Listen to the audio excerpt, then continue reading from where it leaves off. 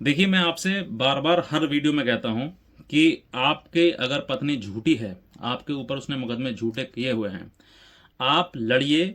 आपको कानूनी राहत मिलेगी और उस झूठी महिला के ऊपर मुकदमा होगा, एफआईआर दर्ज होगी।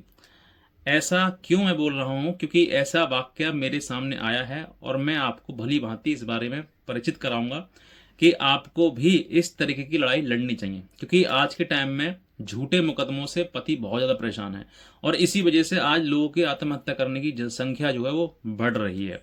इसी वजह से, क्योंकि मुकदमे झूठे होते हैं, घर टूटा, परिवार टूटा, व्यक्ति खुद अंदर से टूट गया और उसके ऊपर तमाम मुकदमे लाद दिए गए।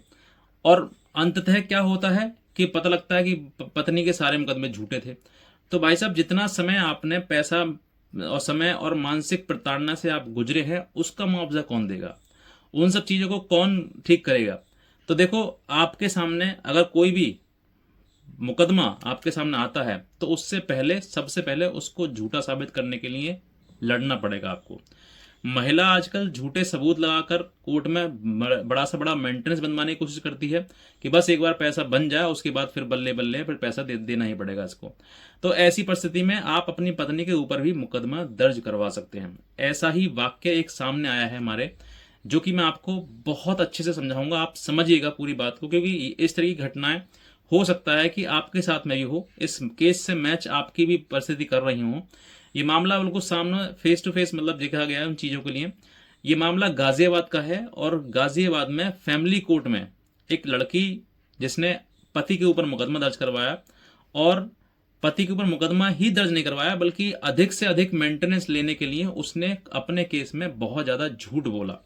झूठ तो इतना बोला कि आदमी, अगर कोई समझदार व्यक्ति ना हो, अगर वकील समझदार ना होता तो 100% मैं कहता हूँ जैसा वो कहती वैसा ही मान लिया जाता। लेकिन वकील जो है वो अपनी जिद पर अड़ गया और कहीं ना कहीं उस व्यक्ति के खिलाफ, जिसने झूठे मुकदमे दर्ज करवाए, उस पर मुकदमा भी दर्ज हो गया। अब वो क्या है, पूरा पूरा प्रोसेस क्या है, प्रक्रिया क्या है, मैं आपको शॉर्ट में बताना चाहूँगा, ज़्यादा लंबा समय ना लेकर शॉर्ट में बताना चाहूँगा। शादी मेरठ जिले में हुई थी। लड़का जो है वो लड़की लड़की लड़का मेरठ का है और लड़की गाजियाबाद की है।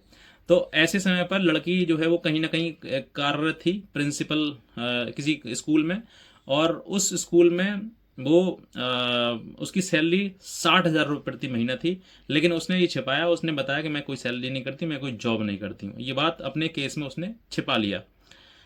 अब इस बात के लिए उसकी क्वालिफिकेशन थी एमएससी, लेकिन उसने अपनी क्वालिफिकेशन को भी कम बताया, सिर्फ पोस्ट सॉरी ग्रेजुएट बताया, लेकिन उसने एमएससी नहीं खोला था। अब वो पीजी टीचर है, किसी स्कूल में पीजी टीचर है, वो पढ़ाती है और पढ़ाने के दौरान उसकी 60,000 रुपये सैलरी है। और उसने मेंटेनेंस के केस में ये बताया कि मैं कुछ नहीं कमाती हूँ, मैं कोई जॉब नहीं करती हूँ, और मेरी जो पढ़ाई लिखाई है वो भी मध्यम वर्ग की है, ज़्यादा उचित पढ़ाई नहीं है।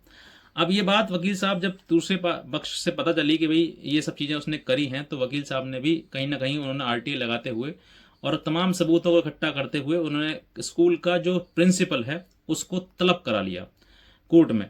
तलब कराने पर बात आया तो उसने अपने ही लेटर हेड जो होता है स्कूल का, उस पर ये लिख के दे दिया कि हाँ, ये हमारे यहाँ कार्यरत है और इनकी मासिक जो सैलरी है वो 60,000 रुपये प्रति महीना है। ये चीज़ें जो है, जब ये डॉक्यूमेंट्स बनकर जब कोर्ट में, न्यायालय में लगा, तो कोर्ट में इनसे जब पूछा गया कि आपकी इस बात सही है, तो इन्होंने घुमा फिरा के बातचीत करनी शुरू कर दी ऐसे वैसे। लेकिन कोर्ट जो है वो समझदार है, विवेकशील है, तो वो कहीं ना कहीं इन सब चीज़ों को समझ जाएगा। अब ये बात समझ में आई तो पता लगी कि वो पीजी टीचर है, तो वो उनका मतलब वो पीजी है, मतलब पोस्ट ग्रेजुएट हैं। तो पोस्ट ग्रेजुएट की बात उन्होंने जब देखा, उसमें रजनीश वर्ष नेहा का जो एफिडेविट आता है उसमें बताया जाता है कि भाई आपकी इनकम क्या है, आप क्या करती हैं, आप कितना पढ़े लिखे हैं, ये सब कुछ उसमें डिटेल खोला जाती है। लेकिन उसने ऐसा कुछ नहीं खोला। उसने अपने आप को ग्रेजुएट बताया, यानी कि वो पीजी थी, पोस्ट ग्रेजुएट थी लड़की, और उसने अपने आप को ग्रेजुएट बताया साधारण सी। तो वो छिपा लिया, सैलरी 60,000 थी और वो सब कुछ छिपा ली कि मैं कोई नौकरी नहीं करती हूँ। अब ऐसे परिस्थिति में जब न्यायालय ने इस पत्रावली का अवलोकन किया तो पाया कि लड़की ने झूठ बोला है, न्यायालय को गुमराह किया है और चीज़ों को छिपाया है। इसी बात के चलते हुए न्यायालय ने गुस्से में आकर, गुस्से में क्या मतलब, सही किया जो किया, न्यायालय ने जो है उस महिला के खिलाफ एफआईआर दर्ज करने के आदेश कर दिए कि इसको तुरंत तत्काल एफआईआर दर्ज हो और इसको पनिशमेंट दिया जाए।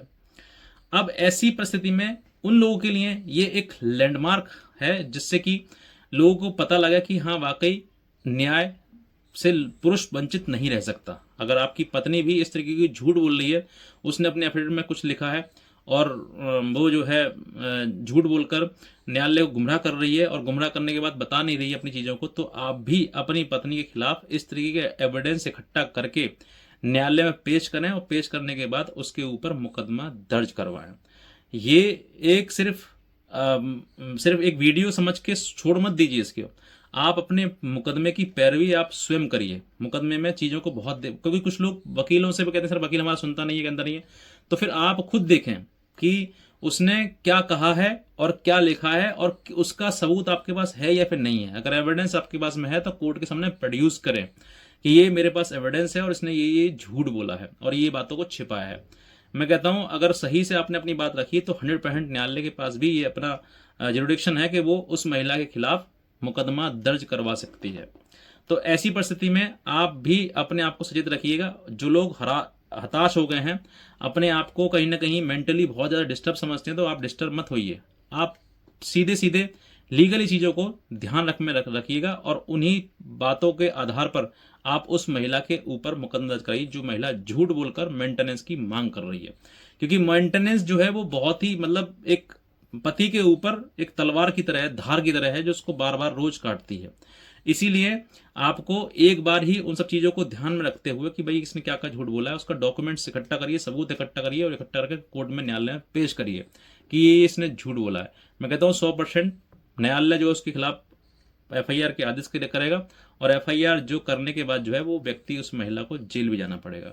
ये एक आपके लिए जानकारी थी। जिनको लोगों को जानकारी नहीं होती है वो व्यक्ति जो है बेचारा कानून के चक्कर में पिसता रहता है, उनको पता नहीं होता है। तो आपको भी कानूनी रूप से स्ट्रांग बनना है और समझना है कि मुझे अपने अधिकारों के लिए, अपनी सच्चाई को पेश करने के लिए क्या करना है, कैसे कैसे लड़ना है। और कोई भी कानूनी जानकारी अगर आप हमसे लेना चाहते हैं तो आप हमारे दिए हुए नंबर पर हमें संपर्क भी कर सकते हैं, हमारी लीगल हेल्प भी ले सकते हैं। बस इतना कह जाऊँगा। और एक हमारा व्हाट्सएप ग्रुप है जिसका मैंने लिंक इसी वीडियो के नीचे डिस्क्रिप्शन दिया हुआ है। अगर आप उसको फॉलो करें, देखें, तो आपको कहीं ना कहीं आपको लेटेस्ट जानकारी, अपडेट्स और जजमेंट्स वगैरह वहीं पर मिलते रहेंगे, प्रोवाइड होते रहेंगे। उसका लिंक भी आप क्लिक करके फॉलो कर लीजिए। बस इतना कहना चाहूँगा। आज का वीडियो देखने आपसे बहुत धन्यवाद।